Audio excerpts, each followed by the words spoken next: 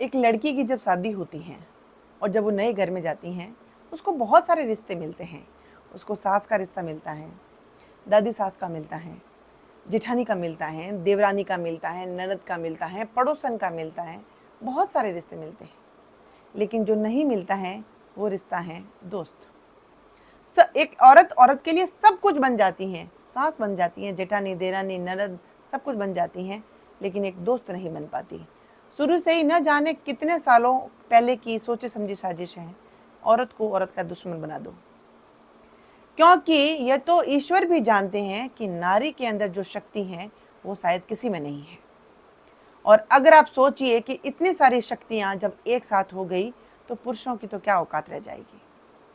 इसीलिए ये सोची समझी साजिश है, ये कई सालों की साजिश है कि औरत को औरत का दुश्मन बना दिया गया। एक औरत अगर गोरी है, दूसरी अगर काली है, काली गोरी से नफरत करने लग जाएगी। एक औरत थोड़ी सी गरीब है, एक दूसरी औरत अमीर है, वो उसकी अमीरी देख के जलने लग जाएगी। एक औरत अनपढ़ है, दूसरी बहुत पढ़ी लिखी है, जॉब करती हैं, उसको देख के उसकी हजारों बातें बनाने लग जाएगी, उसको गिराने लग जाएगी, उसके कैरेक्टर पे क्वेश्चन मार्क लगाने लग जाएगी, लेकिन सपोर्ट नहीं करेगी। घरों में बहुत सारे एग्जाम्पल बता देती हूँ। एक सास, वो रिश्ता है सास का, है औरत। एक बहू, रिश्ता है, एक रिश्ता है वो बहू का, वो भी एक औरत है।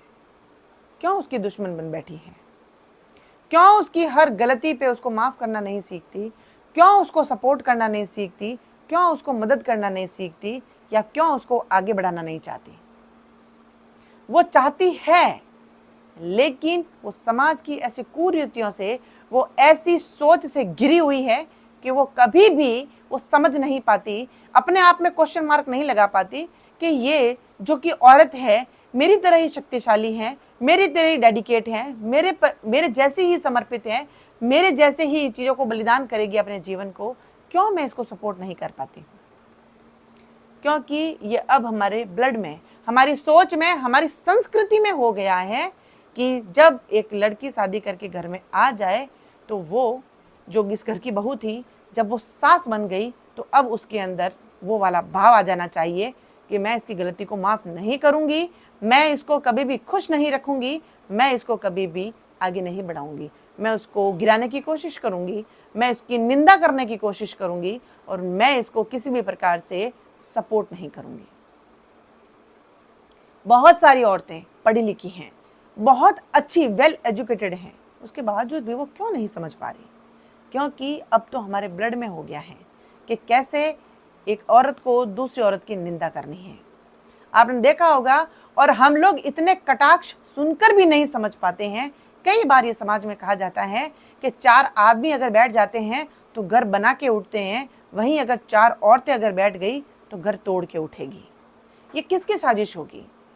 ये कहाँ से सीखा होगा हमने कि हम 4 बैठ जाएं तो 5वीं की बात करेंगी, और वो 5वीं अगर आ जाए तो उसमें से अगर जो 4 औरतें उसमें से कोई चली गई तो वो उसकी बात करेगी। और हम क्यों किसी को क्रिटिसाइज करते हैं? हम क्यों किसी को गिराने की कोशिश करते हैं? हमारा दर्द हम अच्छी तरह से भलीभांति जानते हैं कि एक औरत कितनी समर्पित होती है, उसके बावजूद भी, सच्चाई जानने के बावजूद भी हम सपोर्ट नहीं करते। हम अच्छी तरह से जानते हैं कि एक बच्चे को जन्म देना कितना मुश्किल है। हम अच्छी तरह से जानते हैं कि एक माँ जब बनने का जो सुख होता है वो कैसा होता है, उसमें चाहे लड़का हो या लड़की, लेकिन उसके बावजूद भी जब किसी की बेटी हो जाए तो हम ही उसको ताना मारते हैं। हम जानते हैं कि एक माँ बनना कितना सौभाग्यशाली है, हमारे लिए कितनी सौभाग्य की बात है, उसके बावजूद भी हमारे ननद, भाभी, देरानी, जेठानी, बहू जब किसी कारणवश माँ नहीं बन पाते हैं तो हम महिलाएं कभी भी किसी पुरुष को दोष नहीं देती हैं। हम सिर्फ उस औरत को इतने तानों से, उसको ताने दे दे के इतना उसको हम प्रताड़ित करते हैं कि कई औरतें तो मरने के कगार पे आ जाती हैं। पुरुष कभी भी ताने नहीं देता, क्योंकि पुरुषों ने हमें आगे कर रखा है। हमें उन्होंने इस्तेमाल किया है कि कैसे हम एक औरत को पीछे खींचे और वो औरत आपको पीछे खींचे। बस एक दूसरे को खींचम खींच में कभी हम आगे बढ़ ही नहीं पाए। इसीलिए जब कभी भी ऐसा आपके दिमाग में आए कि जब किसी भी आप कुरूप औरत को, काली औरत को, बिना बच्चे की औरत को, या फिर बेटियां जन्म देने वाली औरत को जब आप सोचें देखें या सुने उसके बारे में कि आप उसको कोई क्रिटिसाइज़ कर रहा है या उसको कोई ब्लेम कर रहा है, तो प्लीज़ रेज़ योर वॉइस, आप अपनी आवाज़ उठाएं। आप ये बोलिए कि एक नारी होके नारी का अपमान कैसे कह सकती हैं, कैसे सह सकती हैं, कैसे सुन सकती हैं। हमारे अंदर जो सशक्तिकरण है, हमारे अंदर जो शक्तियां हैं, किसी के अंदर नहीं है। हम अगर पुरुषों से किसी भी क्षेत्र में अगर पीछे हैं तो वो सिर्फ एक है, बाहुबल। बाहुबल हमारे अंदर थोड़ा सा कम होता है, क्योंकि हम थोड़ी सी बाय प्रकृति यानी बाय नेचर ही हमें ऐसा बनाया गया है, क्योंकि हम बहुत काइंड हार्टेड होती हैं, बहुत दयालु होती हैं महिलाएं पुरुषों की तुलना में।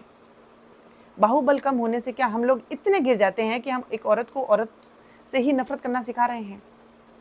ऐसा कभी नहीं होना चाहिए। ये पीढ़ी पढ़ी लिखी हो चुकी है, हम शिक्षा के क्षेत्र में हम बहुत आगे जा चुके हैं।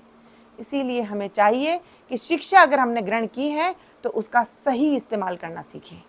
आप अगर बुद्धिजीवी हैं और आपकी बुद्धि विकसित हुई है तो उस बुद्धि को काम में लेना सीखिए कि हम कैसे एक नारी को सपोर्ट करके उसको आगे बढ़ा सकते हैं। हम एक घर में अगर 2-3 औरतें भी हैं, उसको सही तरीके से हम लेने लग जाएं, सही मायने में समझने लग जाएं, तो नारी सशक्तिकरण की दूसरों की किसी की ज़रूरत नहीं है, किसी के सपोर्ट की ज़रूरत नहीं है। नारी नारी के लिए इनफ है, क्योंकि नारी के अंदर जो सहन शक्ति होती है उसके आगे तो देवता भी हार गए हैं। इतनी सहनशील अगर कोई है तो वो सिर्फ नारी है।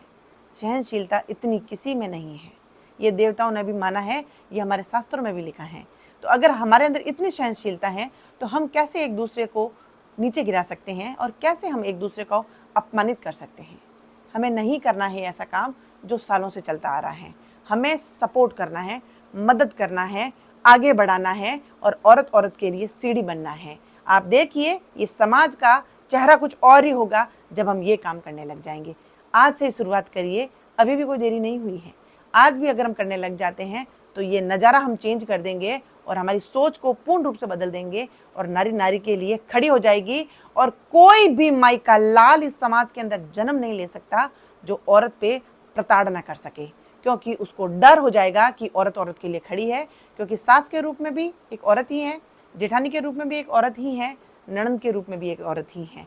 जब हम आपस में किसी को क्रिटिसाइज करना बंद कर देंगे तो किसी की हिम्मत नहीं है कि आज हमारे समाज में किसी औरत पे प्रताड़ना हो जाए।